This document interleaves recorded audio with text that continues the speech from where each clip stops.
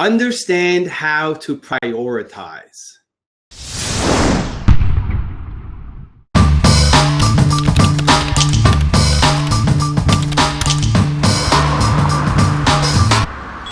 So one of the biggest things I find with entrepreneurs is trying to manage your time, balancing your time. It's super easy to get distracted by things. It's super easy to let work time bleed into personal time, to have no time for yourself, and to be constantly stressed out because you're everything from the janitor to the CEO in your business. And one of the things that I find really helpful is giving myself constrictions of time in which I'm forced to work on a certain project, and it forces me to only do what's most important, because otherwise it'll bleed into other time that then takes away from other things that I want to work on. So sometimes it'll be a 90-minute chunk and I need to make sure whatever I'm getting done gets done in that 90-minute chunk. And sometimes it'll be a day. So Mondays, for example, I work on my Toronto Dance Salsa business. Everything that has to get done for the week happens on that Monday. And so it forces me to really be focused and prioritize on the big things. And it's an important exercise that I would encourage you guys to try, because again, otherwise you're going to find yourself working late into every night, not having any personal time, because you're just trying to do everything. You just let things bleed, where you could find a lot more opportunity in your schedule, your calendar, by making sure you're focused and focused on the right things. And having that time constraint really helps. So as it relates to my book is, I went traveling. I was in Orlando on my annual Disney trip with the family. I got sick, so excuse any coughing that comes up. I have medication because I have a major ear infection I developed there, and starting to feel better. And one of the things I hate about traveling is it messes up my schedule, right? So I came home on a Monday, which meant I missed my Monday Toronto Dance Salsa day. And that's frustrating because I had a lot of stuff that I needed to get done. And so how this relates to my book is that Tuesday's usually my book writing day. We had a mini crisis with Toronto Dance Salsa that I had to deal with. And so that became my Tuesday. So I didn't write on Tuesday. There wasn't anything super urgent for the book. I'm still waiting on my publisher to get back to me about the edits. I haven't really forced the issue, mostly because I didn't have time to deal with it. And I need to get on that horse a little bit for the next week. And so being faced with that decision, I've got one day and I've got two things to worry about. Either I do the book, or I do Toronto Dance Salsa, or I try to do both of them. And you got to understand the priorities. And so for me at that time, it was, okay, I need to get this Toronto Dance Salsa stuff done. I'll worry about the book next week. And I think you're constantly faced with these kinds of battles. And it's worth sometimes putting yourself in those situations, because you'll find that you're spending a lot of time on things that aren't really that important. When something that happens in your personal life, or you go traveling, or it's just something comes up that messes up your schedule, you end up doing the things that you have to do, not the things that are kind of nice to do. And a lot of times I found this with me, that I drop those things that are nice to do permanently. Like, it just wasn't worth doing. So I think it's worth putting yourself in that situation every now and then. It's uncomfortable and it sucks, but you learn from it and it helps you create a better schedule. All right, I'm going to get on to the questions. First one came in, Federico. Hi, Evan. Question: in what formats will your book be available? Paper, PDF, ebook, audiobook? Asked because I just got to know Audible from Amazon a few weeks ago, and it'd be great to have your book there. Also narrated by yourself. What do you think? So I've talked about this a few times. The book, we got the approval to get a deluxe ebook version and an audiobook version, which is rare for a first-time author. So that's awesome. I'm super excited about it. I am going to insist that I read it. I hate hearing books from authors that are not read by the author. I think it's one, the author's either lazy, or two, they just don't have the voice to do it, or the charisma or personality to do it. It's something that I think I would be good at. And I can't imagine anybody else reading my book. And I don't see a reason why the publisher wouldn't want me to do it. I think it just makes sense. But if they don't, I'm going to fight like crazy for it. I'm going to be upset if they don't. So that's going to be a huge battle if I don't. But I think it's going to be something that is just a no-brainer for me to do. So yeah, so I'm not in marketing the book mode yet. But when I get there, I'm going to really appreciate your feedback and comments and suggestions on it. Amanda, more content about hustling while you wait would be great. It's so painful to depend on others for your next move. Also, what are the best strategies to build an audience from scratch for your book deal and promo besides YouTube? So last week, my topic was hustling while you wait. Sometimes you have to wait for people to get things done and not just sitting on your thumbs waiting, but going out and doing something and taking action to move your goals forward. I think what helps there is just to kind of go deeper and give you a little bit more context. I think as an entrepreneur, you've got a multiple number of projects that you're working on, right?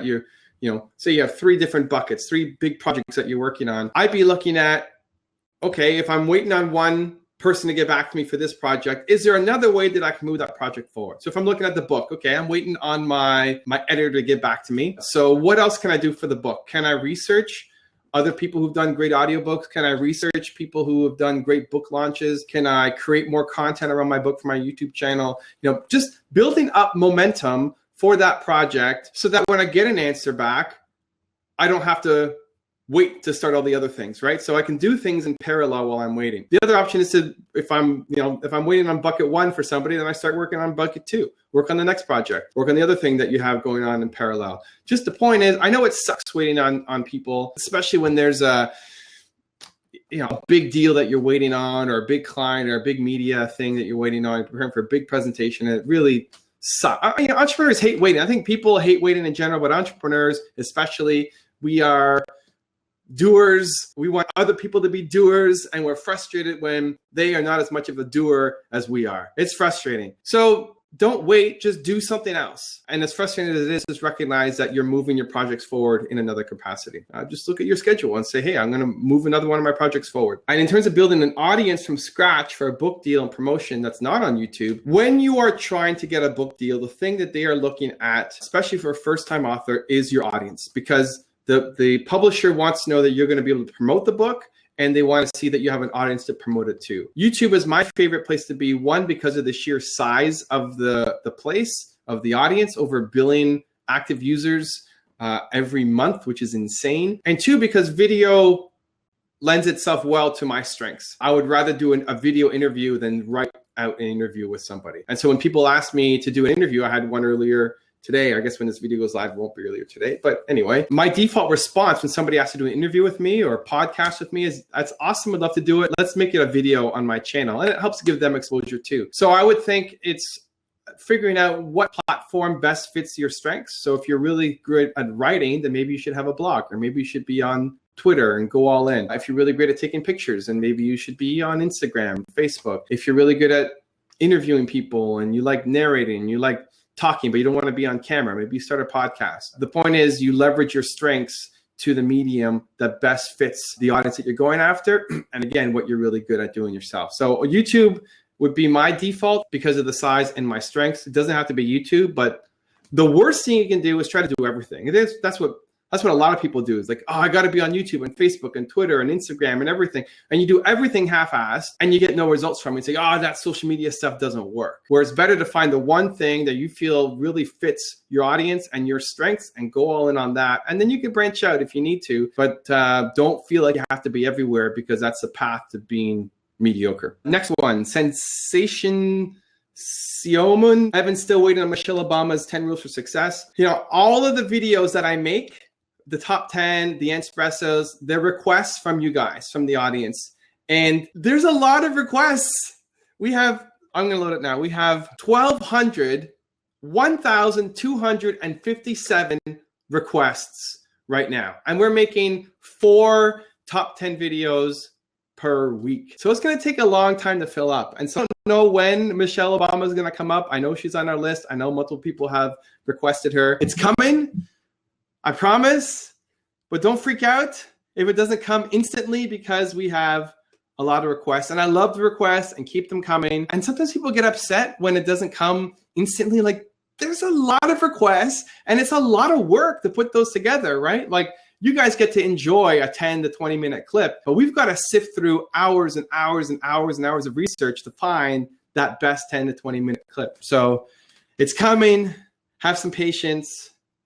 Don't freak out on me. Next, Lieve, I hope I pronounced that okay. Question about delegation. Main question, how can I delegate best as a starting entrepreneur without a budget? So it depends what kind of budget we're talking about. If we're talking zero budget, then I'd be looking at volunteers. I'd be looking at interns. I built my business, I started Carmichael.com was off of high school interns. I had high school interns and foreign language interns who were helping me build up the website, dealing with authors and customers. High school students have to come for their credit, so you have to teach them and mentor them and give them assignments. And foreign language people come because they're trying to learn English and they want a work environment in English. So there's pros and cons. Like the pro is that they're free and they have to do the work to get the credit that they're looking for. But you have to remember that you can't just give off an assignment and let them do their thing. You have to mentor them and coach them and train them and be available for them as well. Don't just look at it as one way. It's got to be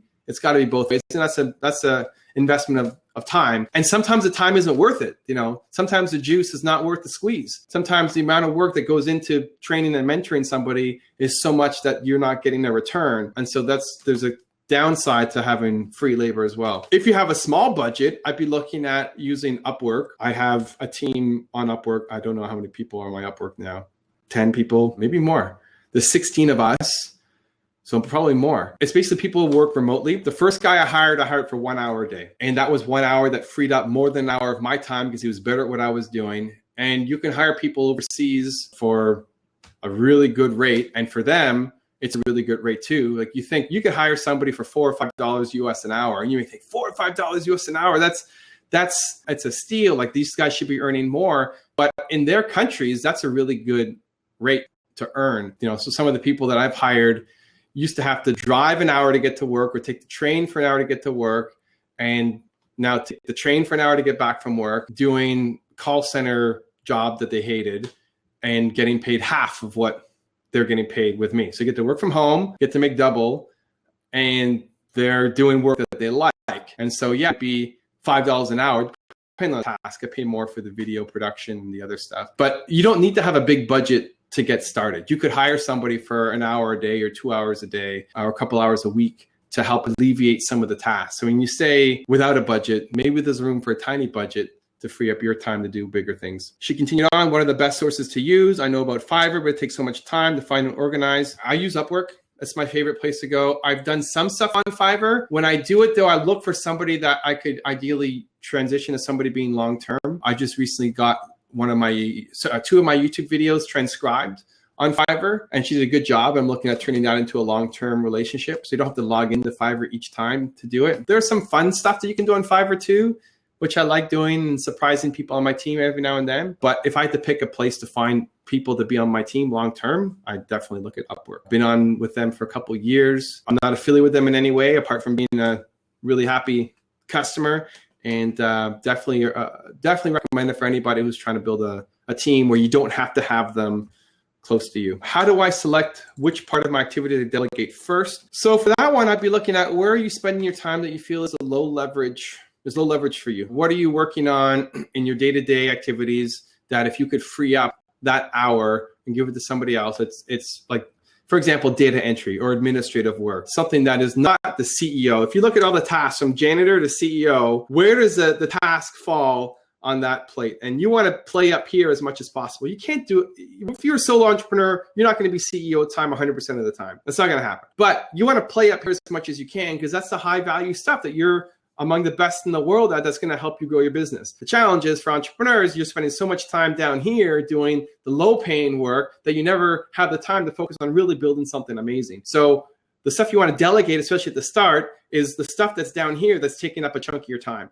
So admin work, accounting work. I mean, accounting is one of the first things a lot of people will outsource and delegate. It could be some of the marketing for your business. Anything that you can't automate, it needs to be done by a person, but it shouldn't be done by you. And I'd just be looking at, an easy way to do is look at your schedule, look at a typical week for you and outline where are you spending your time? And then how much of that is high leverage versus low leverage? And the low leverage stuff, maybe you just get rid of it. Maybe that it shouldn't be delegated to anybody out. It should just be gone because it's not high value. And then look to automate it. And then if you can't automate it, then you look to delegate it. If you follow that process, then you can hopefully free up big chunks of your calendar to focus on the higher leverage stuff. Tamara is asking, what kind of surprises do you find on Fiverr? I do some fun stuff here. So as an example, there's a guy who would climb a coconut tree and throw down a coconut, and on the coconut is a message. And so I would, for example, create one for my programmer and say, you are the best programmer a deal, or thank you for your programming a deal. So I send him this video and he's like, what is happening? There's a guy climbing a coconut tree, throwing it down. And then the surprise is at the end that has his message. There are other ones where they'll put a message up on a Jumbotron at a stadium, or this guy like deep sea diving underwater and he turns over a shell and there's a message on it. And they just do it through their animation, right? Like they're not actually doing that each time. Although the coconut tree guy is each time, which is interesting. I had a guy not dress up. He's wearing a thong and he rubs chocolate sauce all over him while he sings happy birthday.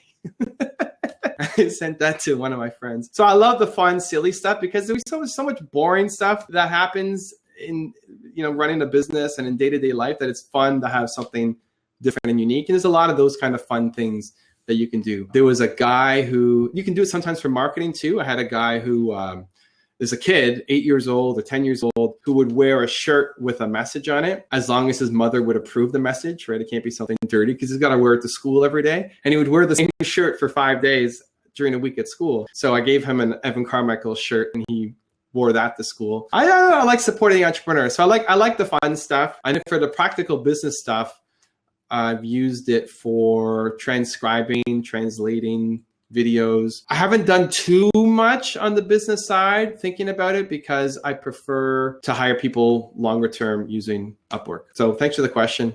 You can have some fun with it. But you can get lost on Fiverr too. There's so many fun things that you can realize that like 2 hours of your day is gone. So just watch out for that. Can you have simple tips, like a simple system on how to start taking care of what to delegate? I noticed that it's not obvious to make the first necessary small step and then the next small step to find somebody. Could you explain that in simple words? I made a video on Tim Schmoyer's channel and Video Creators about how to hire people on Upwork. And I think that is probably the best thing to look at. I've made a few on my channel too, but that's the most recent one. I think it's probably the best thing to look through because it goes step by step my process, which is also a weird process, different than most people. Most people hire for the wrong things, end up with the wrong candidate, end up getting frustrated. And then it's like, oh, no, this person, I'm not going to be able to hire somebody. So I'm going to go back to doing it myself, which isn't the right strategy because you can't build something great if you're doing it all on your own. So just because your first hire didn't work out, don't let that prevent you from going out and hiring somebody else. Your process is probably broken. I believe the hiring process is broken for most companies. So that video should help. And it addresses a lot more than I could do in a couple minutes here. Question from two helpful guys. Hey, Evan, we love the content you are putting out around the book. It's building our anticipation and we can't wait until you put it out. Cool. That's the part of it. I mean, part of making these videos were one, to document the process, to make it easy for anybody who is starting to write their own book to see what goes into it. I'm working with Penguin Random House. So if you want to work with a major publisher, this series kind of outlines how that works. This is episode 44. So you can go back and see how everything has gone from the start. And also it helps build anticipation, builds excitement for me too. Like this is a long process before the book comes out. And it's great to have you guys with me and to give you updates every week on how things are going. And it keeps me motivated and excited as well. And I think it's a good lesson in that whatever things you're working on behind the scenes, you can let people in on that. And it's good motivation for you and for them, and is good marketing as well. So whatever next big project you're working on, don't just release the finished thing, but let people tag along the journey, the struggles, the ups, the downs, and it gets them interested. People like that little behind the scenes look. So this was my test and it's worked out well. And I encourage you to look at it for your own business. And the question was, do you have any tips for delegation when you don't have employees? Maybe virtual assistants, outsourcing of some kind. Yeah, I don't think you should jump into full-time hire at the start. I think it's a big mistake. I think if you don't know how to manage, you've never managed somebody before, and you're a startup and you don't have the budget, that you put a lot of money into one full-time person, that's a big risk. And it's a big learning curve for you on how to manage that person. I much prefer to crawl before I walk, before I run. And I would recommend hiring somebody for 1 to 5 hours a week to test, 1, your ability to delegate, 2, your communication and being able to pass information on and off, and 3, can you get results from that person? Like, does it, at the beginning, it doesn't free up your time. You think, I'm going to hire somebody to free up my time. At the start, it doesn't free up your time because of all the training that has to go into it. And so ideally, you start with a project that is easy for them to pick up, and then you give them more and more responsibilities with time, and not just like, whew. A lot of entrepreneurs just dump all of their stuff on their first employee, and they get overwhelmed, and that person doesn't understand everything, and then you get frustrated, and it doesn't work out. So something easy, something small, something short, it tests your ability to manage somebody on a small scale, and let them prove themselves, let them show that they can add value to your business. It is immensely satisfying and freeing once they pick it up, right? To know that this is getting taken care of and it doesn't have to be you all the time doing it is an amazing feeling, but it does take some time to get to. So again, for that, I'd recommend checking out the video on Tim Schmoyer's channel. When the video, this video goes on YouTube, I'll link it up in the description too, so you guys can check it out. That's it. So I'd love to hear your thoughts, your questions about the topic of prioritizing. And if you have a thought or question about my book, about the book writing process, leave it in the comments below, and I'll answer it on next week's video. Thank you guys so much for watching. Continue to believe, and I'll see you soon.